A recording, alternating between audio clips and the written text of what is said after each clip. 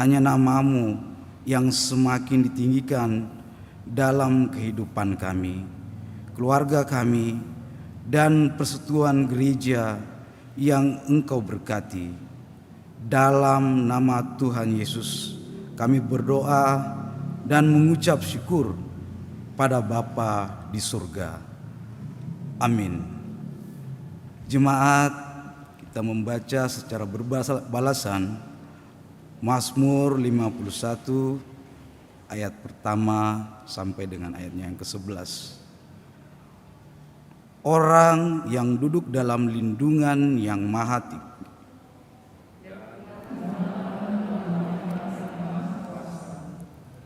akan berkata kepada Tuhan, tempat perlindunganku dan kubu pertahananku.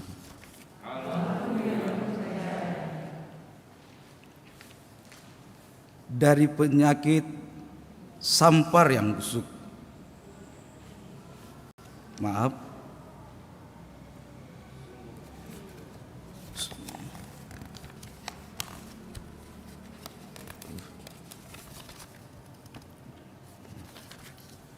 Sungguh Dialah yang akan melepaskan engkau dari jerat penangkap burung, dari penyakit sampar yang busuk.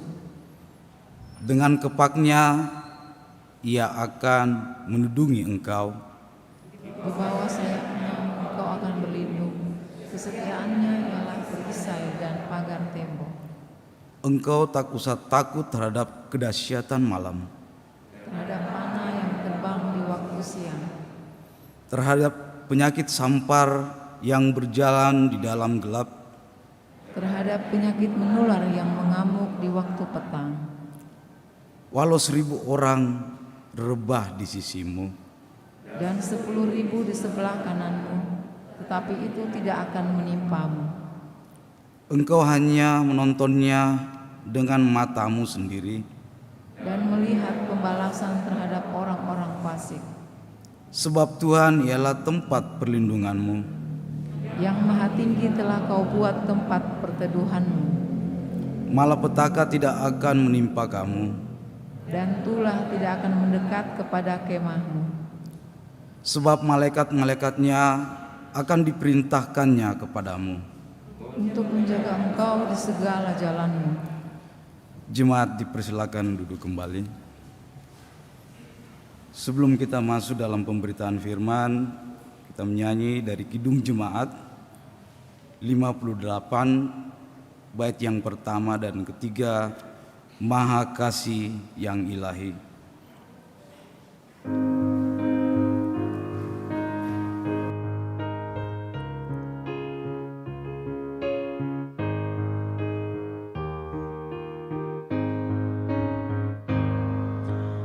Maha Kasih yang ilahi, nikmat sorga turunlah, mendirikan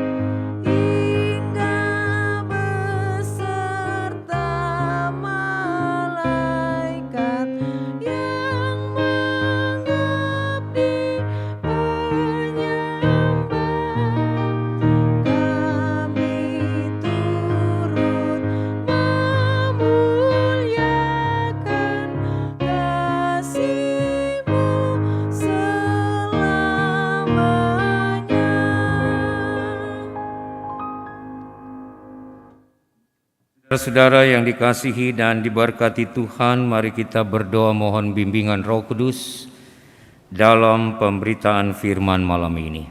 Kita berdoa. Terima kasih Tuhan, karena Engkau masih memberikan kesempatan bagi kami untuk ada di tengah-tengah persekutuan ibadah keluarga GPIB Jemaat Batra Kasih Makassar malam ini. Baik kami yang ada di dalam gedung gereja maupun kami yang ada di rumah tangga masing-masing, kami siap untuk mendengar suara-Mu melalui firman Tuhan. Bimbing kami dengan Roh Kudus, agar kami mampu mengerti dan melakukan firman-Mu dalam kehidupan kami hari lepas hari. Amin. Jemaat Tuhan, mari berdiri untuk membaca firman Tuhan yang dibacakan dari Injil Yohanes pasal 14 ayat 15 hingga ayat yang ke-26. Yohanes 14 ayat 15 hingga 26 yang mengatakan, "Jikalau kamu mengasihi aku, kamu akan menuruti segala perintahku. Aku akan minta kepada Bapa, dan Ia akan memberikan kepadamu seorang penolong yang lain, supaya Ia menyertai kamu selama-lamanya, yaitu Roh kebenaran. Dunia tidak dapat menerima Dia, sebab dunia tidak melihat Dia dan tidak mengenal Dia. Tetapi kamu mengenal Dia, sebab Ia menyertai kamu dan akan diam di dalam kamu. Aku tidak akan meninggalkan kamu sebagai yatim piatu. Aku datang kembali kepadamu. Tinggal sesaat lagi, dan dunia tidak akan melihat aku lagi. Tetapi kamu melihat aku, sebab aku hidup dan kamu pun akan hidup.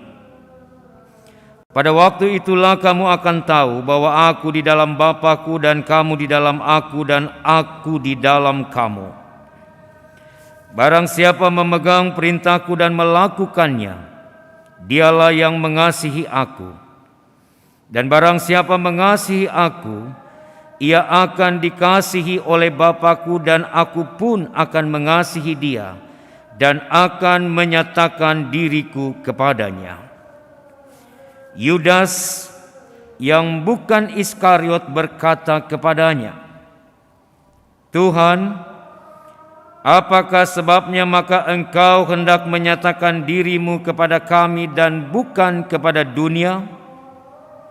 Jawab Yesus, "Jika seorang mengasihi aku, ia akan menuruti firman-Ku, dan Bapa-Ku akan mengasihi dia, dan kami akan datang kepadanya dan diam bersama-sama dengan dia. Barang siapa tidak mengasihi aku, ia tidak menuruti firman-Ku, dan firman yang kamu dengar itu bukanlah daripadaku, melainkan daripada yang mengutus aku.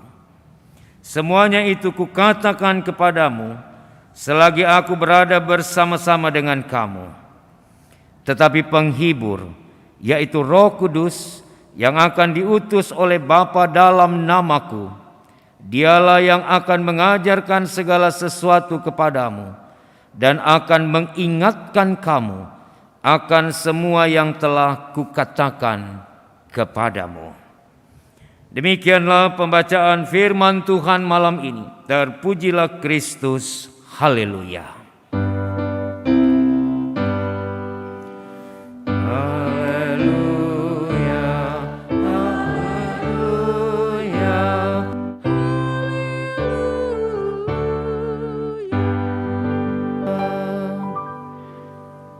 Silakan duduk. Bapak Ibu Saudara-saudara mungkin terkejut karena pelayan firman malam hari ini bukan Pak Pendeta Hendrikuf Nayuf. Hari Minggu yang lalu, saat akan melayani ibadah Paskah di GPIB Pamase, lebih kurang jam 4:30, Pak Pendeta Hendrikus mengalami kecelakaan. Dan oleh karena itu beliau tidak dapat melayani karena dalam proses pemulihan. Saya menggantikan untuk melayani dalam ibadah keluarga pada malam ini. Kasih kekasih Tuhan yang diberkati, kita telah membaca, bahkan kalau kita mengikuti Sabda Bina Umat dari pagi hari tadi, Yohanes 14 ini berbicara tentang banyak hal.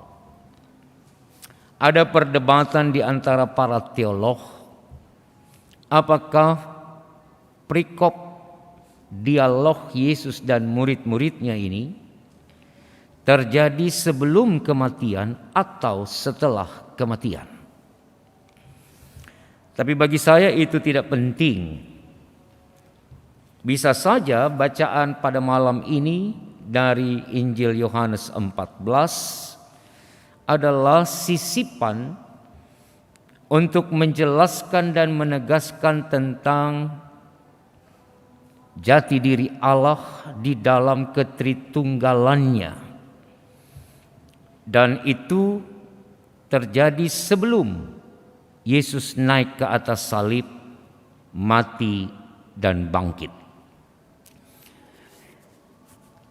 Ada beberapa catatan, saudara, di dalam bacaan di pasal 14 ini. Kalau tadi pagi kita mengikuti membaca Sabda Bina Umat, ayat 1 sampai dengan ayatnya yang ke-14, Yesus berbicara tentang 2 poin penting, yaitu tentang kebersamaan Sang Bapa dengan dirinya. Ketika 2 muridnya bertanya, Thomas dan Filipus. Kalau saudara baca di dalam ayat 1 sampai 14, Thomas tanya, Tuhan, bagaimana kami bisa mengikut Engkau? Kami tidak tahu jalannya. Lalu Filipus juga bertanya dalam dialog Yesus dengan para muridnya, Tuhan, tunjukkan bagi kami Bapa, maka itu sudah cukup bagi kami. Dalam perikop malam ini, Yudas yang bukan Iskariot juga bertanya kepada Yesus, mengapa ia hendak menyatakan dirinya kepada para murid dan bukan kepada dunia. Saudara-saudara, beberapa catatan-catatan itu mau mengatakan kepada kita bersama bahwa para murid yang setiap hari bersama dengan Yesus dalam pelayanannya, mereka saja tidak mengenal siapa Yesus sebenarnya. Mereka masih diselimuti dengan pertanyaan-pertanyaan berdasarkan logika manusia. Dan hal itu juga mau menjelaskan bagi kita bahwa untuk memahami Allah, memahami Yesus, memahami Roh Kudus, tidak cukup menggunakan nalar dan pikiran serta intelektualitas kita, tetapi dibutuhkan iman. Karena iman akan menegaskan kepada kita bagaimana kita harus hidup dalam pengenalan akan Tuhan. Kekasih-kekasih Tuhan, seringkali dalam kehidupan kita di dunia ini, kita mengalami kejenuhan, titik klimaks dalam hidup. Kadangkala kita mengalami kesepian, seolah-olah kita hidup tanpa perhatian Tuhan. Apalagi ketika pergumulan, pencobaan itu datang bertubi-tubi dalam hidup rumah tangga, dalam pekerjaan, dalam usaha, bahkan dalam pelayanan. Maka yang terjadi adalah kita seringkali berpikir bahwa Tuhan tidak memperdulikan hidup yang kita jalani, padahal kita adalah umat yang mengimaninya. Sering muncul dalam benak dan pikiran kita, bahkan dalam hati kecil, mengapa Tuhan mengambil sikap diam? Seolah-olah Ia tidak memperdulikan dan membiarkan kita menghadapi masalah-masalah kehidupan itu sendirian. Seringkali kita juga bertanya, mengapa doa-doa kita tidak direspon, tidak dijawab oleh Allah? Dalam perikop malam hari ini Bapak Ibu, kita akan belajar dan kita akan melihat bagaimana sikap Yesus terhadap para pengikutnya ketika mereka menjalani kehidupan di dunia ini, termasuk ibu bapak, saudara, dan saya. Di dalam ketidakpastian para murid ketika mereka akan ditinggal oleh sang guru, di dalam kebingungan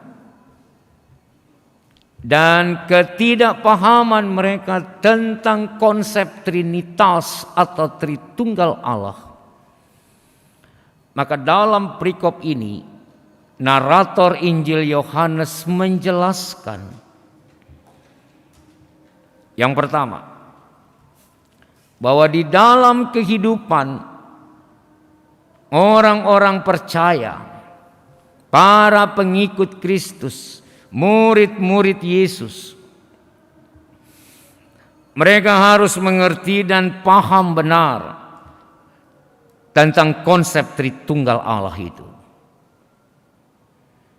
Bapak Ibu, konsep ini menjadi perdebatan sampai hari ini di kalangan denominasi-denominasi gereja. Apakah itu yang beraliran Lutheran, Calvinis, apakah itu yang beraliran karismatik, bahkan gereja Katolik. Selalu ada di dalam perdebatan-perdebatan yang sengit ketika kita membahas tentang konsep Tritunggal. Ibu bapak tidak akan pernah bertemu dengan kata itu di dalam Alkitab. Apakah itu Trinitas atau Tritunggal? Tidak ada. Tapi dalam penjelasan firman, Alkitab menjabarkan sejak kitab Kejadian sampai kitab Wahyu, konsep Tritunggal dan Trinitas itu ada. Bahkan di dalam Injil Yohanes ini yang kita baca malam hari ini juga bicara tentang konsep itu. Bapak Ibu, mari kita perhatikan apa yang dikatakan Yesus di dalam ayatnya yang ke-21. Barang siapa memegang perintahku dan melakukannya, dialah yang mengasihi aku. Dan barang siapa mengasihi aku, dia akan dikasihi oleh Bapa-Ku. Dan aku pun akan mengasihi dia dan akan menyatakan diriku kepadanya. Dilanjutkan ayat 23. Jika seorang mengasihi aku, ia akan menuruti firman-Ku. Dan Bapa-Ku akan akan datang kepadanya dan diam bersama-sama dengan dia. Baik ayat 16, ayat 21 maupun ayat 23 dalam perikop bacaan kita malam ini, Yesus bicara tentang konsep ketritunggalan Allah. Bapa, dirinya, dan Roh Kudus. Yang Yesus mau katakan adalah bahwa tidak ada perbedaan. Tidak ada konsep yang mengatakan bahwa Allah itu ada tiga dan sebagainya. Tidak ada kebenaran kalau orang memahami bahwa para pengikut Yesus itu menyembah kepada Allah yang banyak. Berulang-ulang Yesus berbicara tentang unity, tentang kebersatuan, tentang kesatuan dirinya dengan Bapa dan Rohnya. Dalam kitab Kejadian, Ibu Bapak, ketika Allah menciptakan, maka konsep Tritunggal sudah ada di situ. Saya tunjukkan untuk Bapak Ibu. Mari buka kitab Kejadian pasal 1.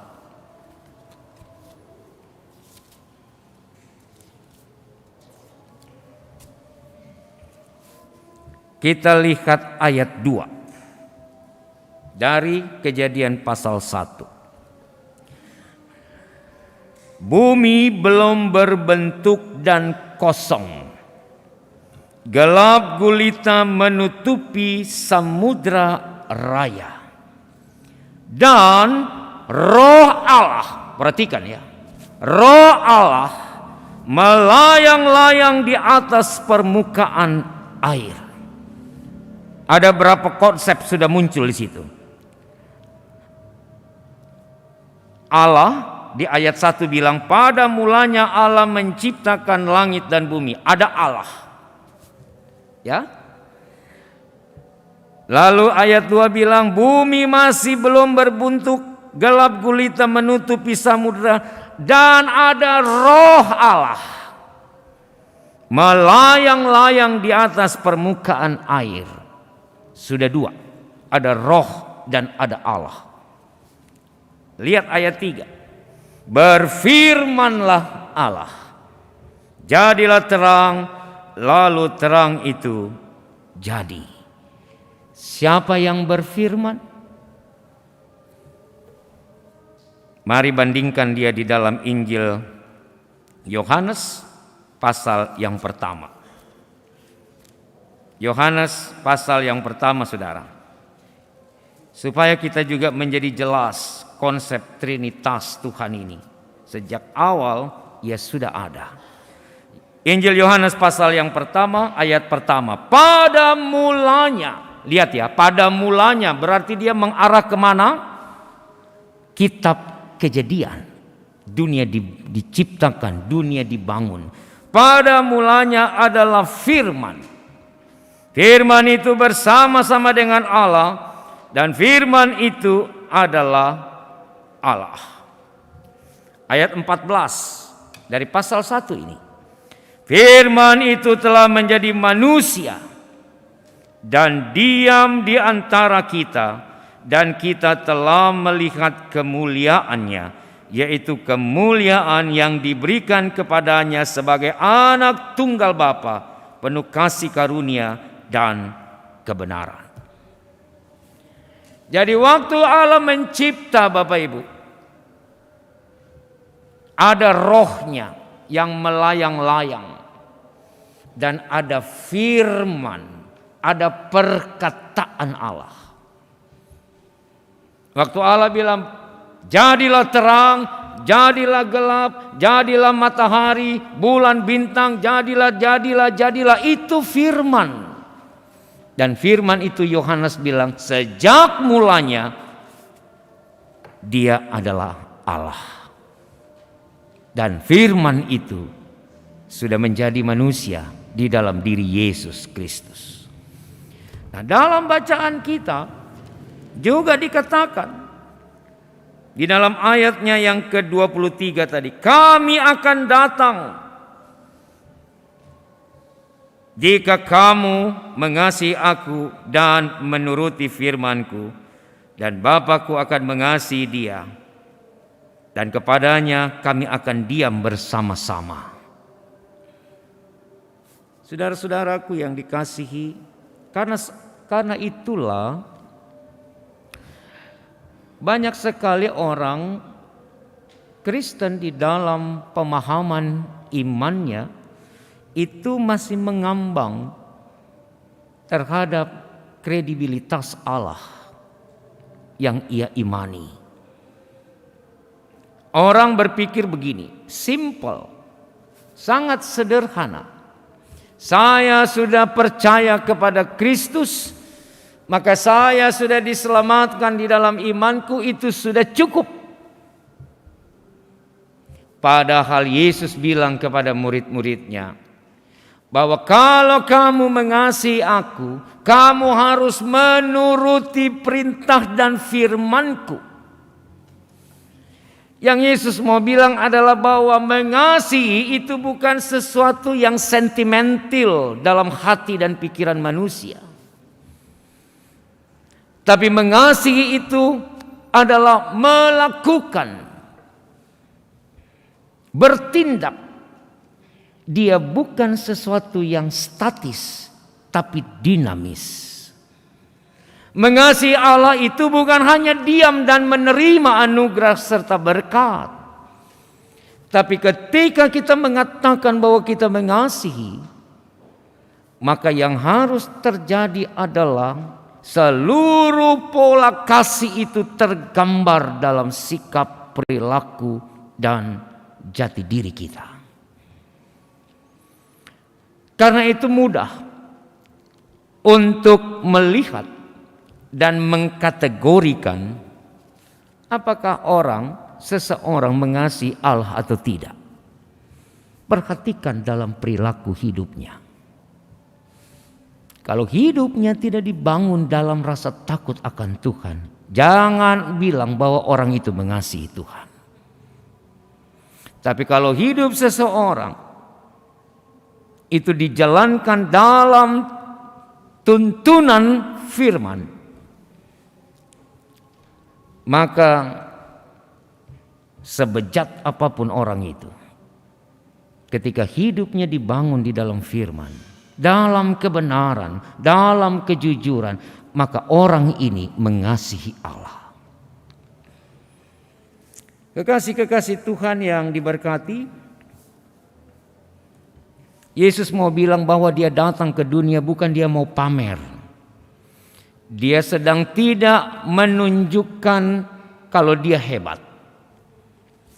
Tapi ada catatan dalam Injil Yohanes ini bahwa dia datang yang pertama karena dia mengasihi, tetapi juga yang kedua karena dia ingin orang-orang yang percaya kepadanya hidup dalam kekekalan di rumahnya. Itu sebabnya di dalam Injil Yohanes 14 ayatnya yang ke-14. Jika kamu meminta sesuatu kepadaku dalam namaku, aku akan melakukannya. Apa yang kita mau Bapak Ibu dari Tuhan? Apa yang kita mau minta dari Tuhan dalam hidup ini? Keselamatan. Mari lihat di dalam pembacaan di pasal yang ke-14. Kita lihat bahwa Yesus mengatakan di rumah Bapa-Ku banyak tempat tinggal, ayat 2. Jika tidak demikian, tentu aku mengatakannya kepadamu, sebab aku pergi ke situ untuk menyediakan tempat bagimu. Jadi kedatangan Yesus ke dalam dunia selain karena ia mengasihi, tapi yang kedua, ia mau kita ada dalam kekekalan bersamanya. Itu wujud kasih Allah. Oleh sebab itu, kasih Allah yang demikian besarnya harus direspon dengan juga hidup dalam kasih kepada Allah dan sesama. Catatan-catatan dari Rasul Paulus terlalu banyak untuk diurai. Paulus katakan, kalau kamu tidak mengasihi manusia yang ada di hadapanmu, bagaimana mungkin kamu mengasihi Allah yang tidak kamu lihat? Maka orang-orang tipe seperti ini adalah pendusta, penipu. Karena mereka mengatakan kami mengasihi Allah tapi membenci sesamanya. Kami mengasihi Allah dan hidup dalam firman-Nya, tetapi dalam praktek kehidupan kita mendendam terhadap sesama. Maka itu bukan ciri yang diinginkan Allah dilakoni oleh ibu bapa dan saya. Saudara-saudaraku, Paskah adalah kemenangan. Tapi juga Paskah adalah pembaharuan untuk memahami Allah secara lebih dalam. Karena Yesus tidak mati hanya untuk kita selamat, tapi Yesus mau mati supaya yang diselamatkan itu dipersatukan dengan dirinya. Bagaimana seseorang bisa dipersatukan dengan Allah kalau ia tidak mengubah kehidupannya? Maka Paskah itu juga harus dimaknai dalam konteks pembaharuan diri. Dan ketika firman ini bicara tentang Roh Kudus, ada dua definisinya. Yang pertama disebut sebagai penolong. Dan yang kedua dikatakan sebagai penghibur. Penolong dan penghibur itu beda. Beda aplikasinya dalam konteks kehidupan.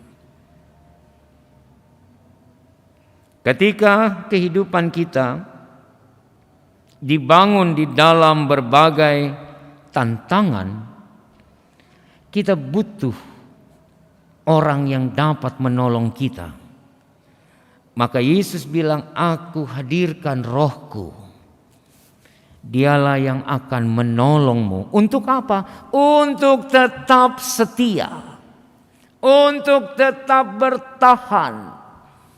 Dan untuk melakukan perintah yang kusampaikan kepadamu. Jadi Roh Kudus bukan diutus untuk tolong kita keluar dari masalah hidup. Tapi Roh Kudus diutus Tuhan untuk memperlengkapi kita melewati masa-masa sulit dalam hidup. Roh Kudus bukan datang untuk mengubah kehidupan menjadi sangat nyaman. Tapi di tengah-tengah kesulitan dan pergumulan, Roh menolong kita untuk terus berjalan, untuk terus melangkah di tengah-tengah ancaman sekalipun. Dan ketika Yesus bilang, Rohku juga adalah penghiburmu. Bapak Ibu, keadaan yang paling dirindukan oleh orang ketika menghadapi kematian adalah penghiburan. Karena itu gereja bikin ibadah penghiburan. Semata-mata ingin mengimplementasi apa yang firman katakan bahwa Allah di dalam rohnya adalah penghibur kita. Ketika orang mengalami duka cita, ia hilang. Saat itu mereka seperti ada di dua dunia. Kalau yang meninggal itu istri, maka suami dan anak-anak akan berpikir, kehidupan kami ke depan akan kacau balau. Karena selama ini yang selalu mengatur, menata kehidupan ini adalah istriku dan mama anak-anak. Ketika yang meninggal itu sang bapak, seorang ayah, maka istri dan anak-anak akan berpikir keras bagaimana kita akan menjalani kehidupan ini ke depan tanpa imam, tanpa orang yang selama ini menjadi payung bagi kita, melindungi kita dan sebagainya. Maka pertanyaan demi pertanyaan yang muncul di depan jenazah itu seringkali kita temui dalam kehidupan persekutuan. Keluarga itu akan mengalami keputusasaan yang sangat berat. Dalam keadaan itu, ketika mereka tidak tahu kemana mereka harus melangkah, maka kehadiran ibu bapa, kehadiran firman Tuhan di dalam ibadah penghiburan itu menguatkan keluarga, memotivasi mereka untuk mengatakan dan bersepakat dalam rumah tangga bahwa kehidupan ke depan ada Kristus, ada Allah yang tidak pernah meninggalkan kita. Maka perhatikan, setiap kita pasti pernah kehilangan orang yang kita kasihi dalam keluarga. Pertanyaannya, apakah hari ini ketika orang yang kita cintai itu sudah pergi, hidup kita berantakan?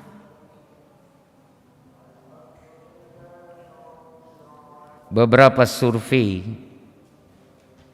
yang dilakukan oleh mahasiswa teologi terkait dengan situasi keadaan keluarga yang ditinggal pergi oleh orang yang mereka cintai membuktikan bahwa mereka akan merasa ada di dalam goncangan berat itu 1 sampai 2,5 tahun pertama. Selanjutnya mereka menjadi kuat seperti batu karang. Karena apa? Karena ada sang penghibur itu tinggal dan menetap dalam keluarga yang berduka. Kekasih Tuhan, karena itu Yesus kasih sang penghibur. Yesus memberikan itu karena Ia tahu kita lemah, kita butuh dihibur. Dan sang penghibur itu akan selalu menjadi bagian yang menopang dan menguatkan kita pada saat air mata ini tumpah menghadapi masalah. Pada saat pergumulan itu membuat langkah kita berhenti di jalan. Pada saat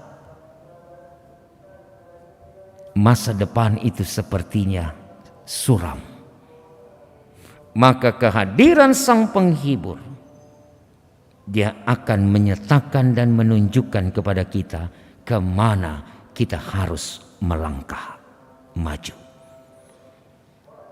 Karena itu di masa Paskah ini mari melalui firman ini kita melangkah bersama Yesus. Ada rohnya, ada sang penolong dan penghibur yang Tuhan siapkan dalam hidup kita. Saya kembali ke pertanyaan di awal. Kadangkala kita merasa Tuhan begitu jauh dan Tuhan tidak peduli. Saudara, Yohanes 14 jawab pertanyaan itu. Ia tidak pernah jauh. Ia tidak pernah meninggalkan kita. Asalkan kita mengasihinya dengan melakukan firman dan perintahnya, maka hidup ini akan dibangun dalam kekuatan iman yang hebat. Yang kedua, mari berubah. Mari masuk di dalam pembaharuan yang Tuhan siapkan bagi kita. Supaya dengan pembaharuan hidup, orang akan melihat Yesus dalam hidup ibu bapa dan saya. Amin.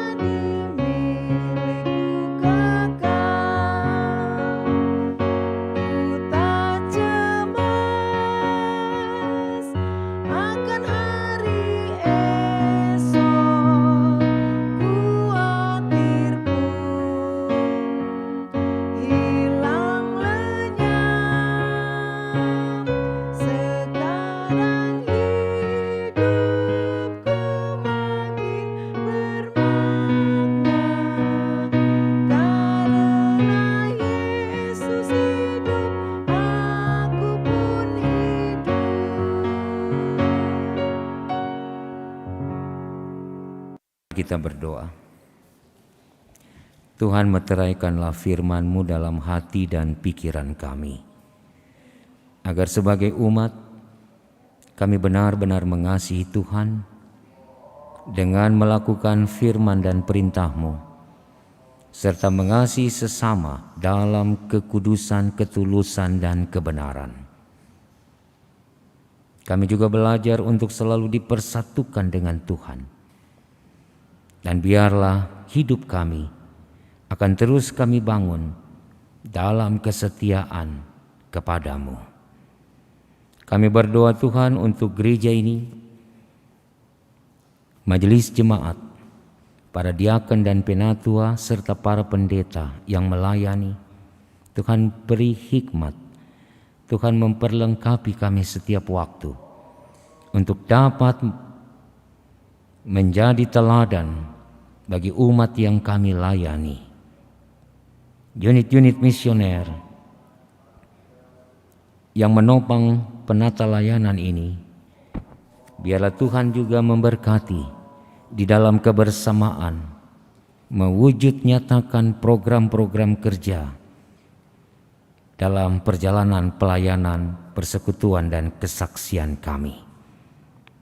Secara khusus kami mau berdoa Tuhan berkati segenap umat-Mu dari sektor pelayanan 1 sampai 12. Tuhan, Engkau mengenal kehidupan umat-Mu. Kami mohon kepadamu Bapa, hadirlah di dalam kegundahan, kegalauan, kekhawatiran, kecemasan hidup yang dialami oleh warga jemaat Tuhan.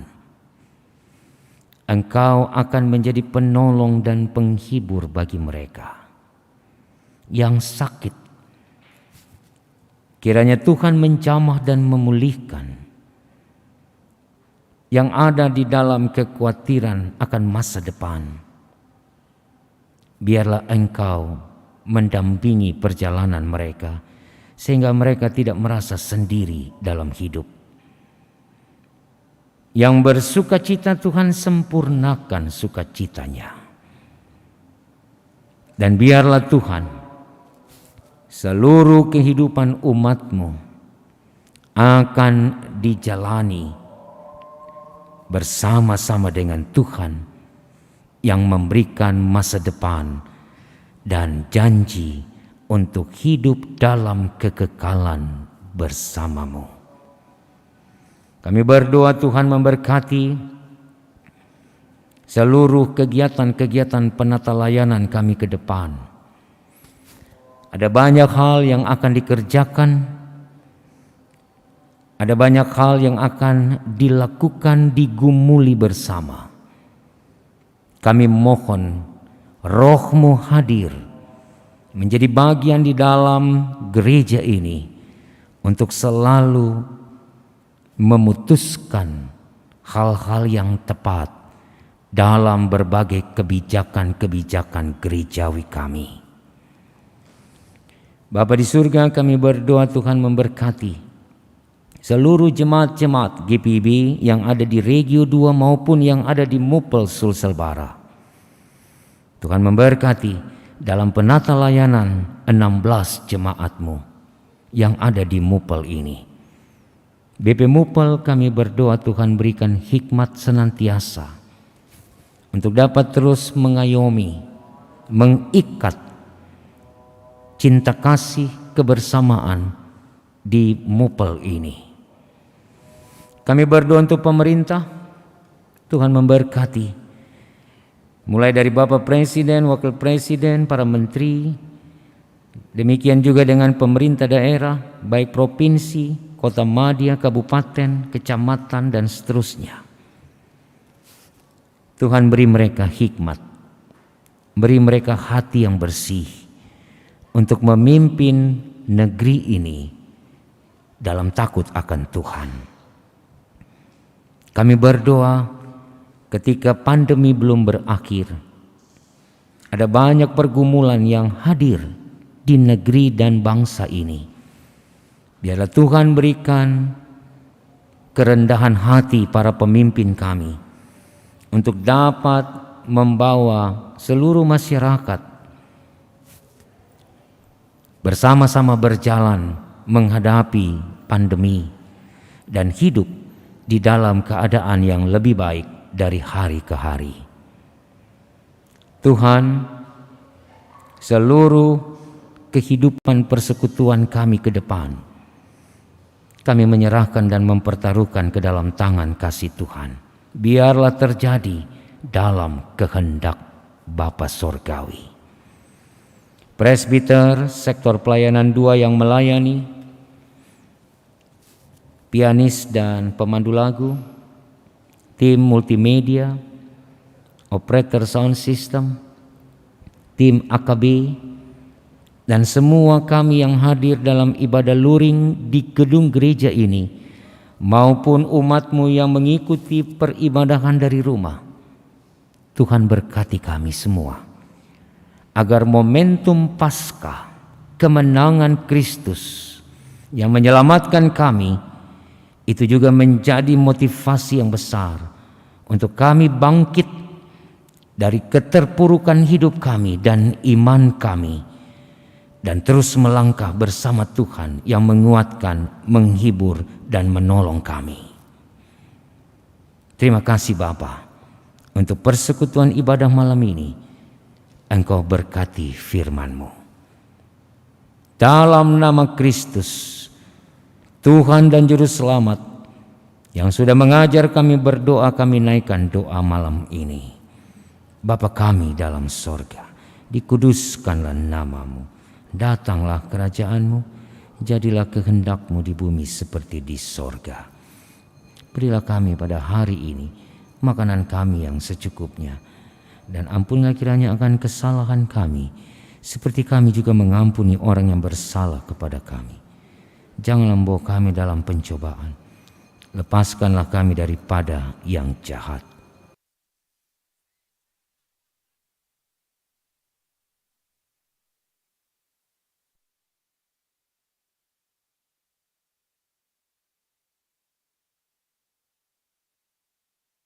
Dan kuasa dan kemuliaan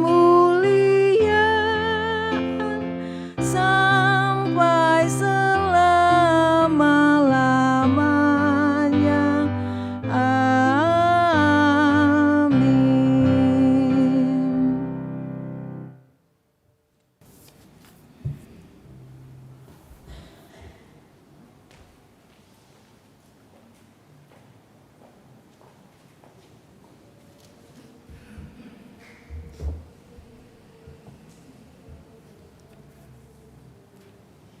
Jemaat yang dikasihi Tuhan,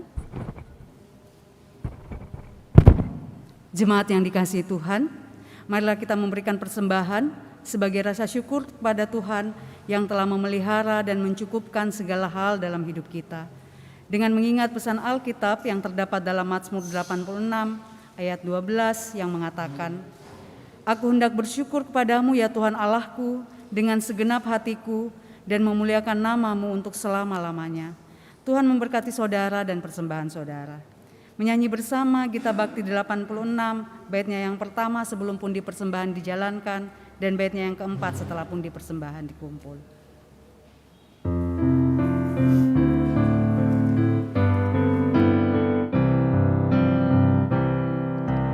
Aku bersyukur Allah sumber hidupku, Dia memberi rahmat-Nya kepadaku.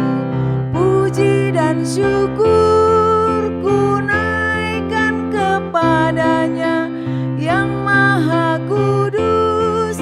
Di sorga terpujilah Dia sumber hidupku.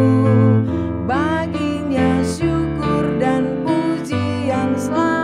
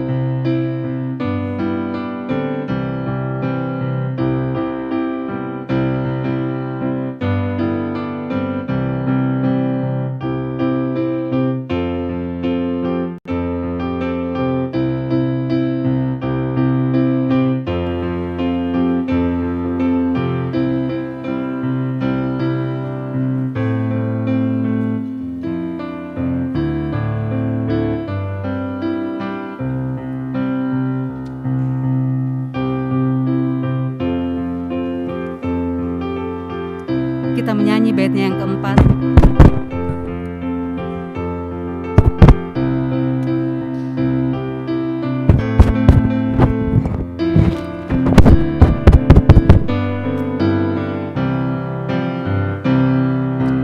Aku bersyukur Allah sumber hidupku, susah dan senang ku bersandar padanya, puji dan syukur ku naikkan kepadanya yang maha kudus. Di sorga terpujilah dia sumber hidupku, baginya syukur dan pujian selamanya. Bapak Ibu, mari berdiri dan kita berdoa untuk persembahan kita. Kita berdoa. Kami bersyukur kepadamu Tuhan atas kesempatan yang Engkau berikan bagi kami untuk membawa persembahan ini kepadamu. Siapakah kami sehingga kami memberi? Sebab Engkaulah sang empunya semua harta kekayaan yang ada di dunia ini. Namun Tuhan mengajar kami untuk memberi persembahan sebagai ungkapan syukur hati kami, dan persembahan ini akan kami pergunakan untuk pekerjaan memuliakan nama-Mu. Terimalah ya Tuhan dan berkatilah persembahan ini. Demi Tuhan Yesus Kristus Juru Selamat kami. Amin. Dipersilahkan duduk kembali.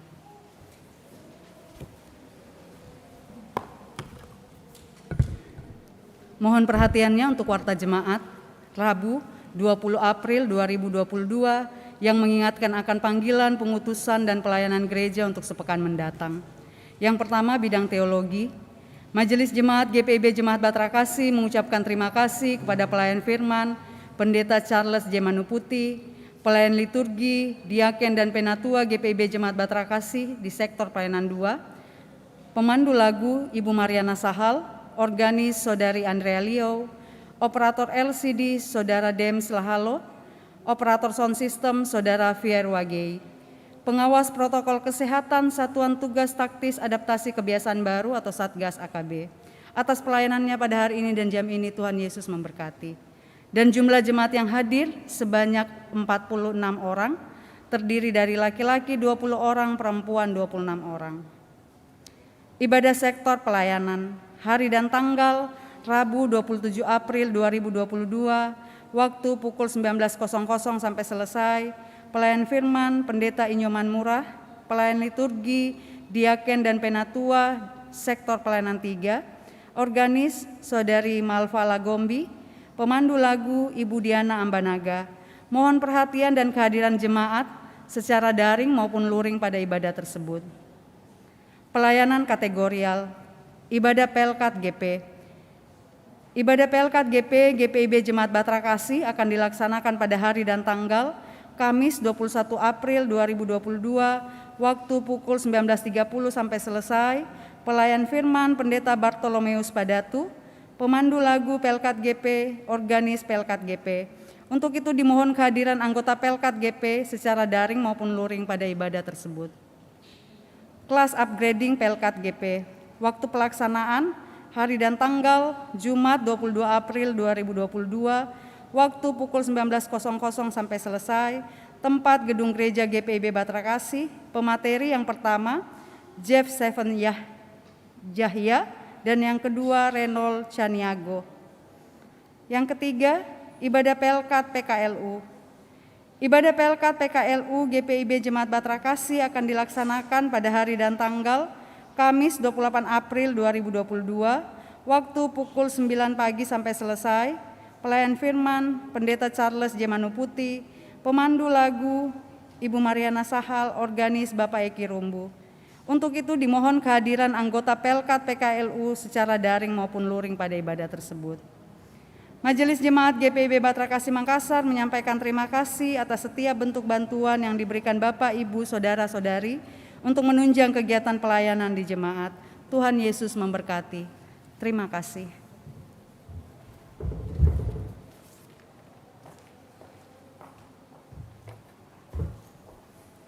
Saudara-saudara berdiri. Pulanglah dalam damai sejahtera Tuhan.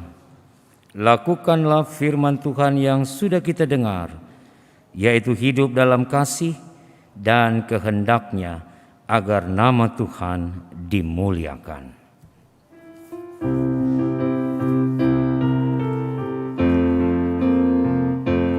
Ku rasakan nyala api dalam hatiku, diberikan oleh Yesus Tuhanku. Kuasa darah penebus menyucikan jiwaku, bahagia memenuhi hidupku. Api Roh Kudus ubah jiwaku, bercahaya di dalam hidupku. Haleluya bergema bagi Yesus Rajaku, ku rasakan api Roh di hatiku.